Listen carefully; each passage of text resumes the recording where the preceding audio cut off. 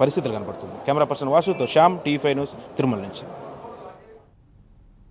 తెలంగాణలో బతుకమ్మ సంబరాలు వైభవంగా జరుగుతున్నాయి. హైదరాబాద్లోనూ సంబరాలు అంబరనంటాయి. Dilsukh Nagar Shalivahana multi speciality hospital ఆవరణలో పురగిరి క్షత్రియ పెరిక సంఘం ఆధ్వర్యంలో బతుకమ్మ ఉత్సవాలు ఘనంగా నిర్వహించారు. పెద్ద సంఖ్యలో మహిళలు పాల్గొన్నారు.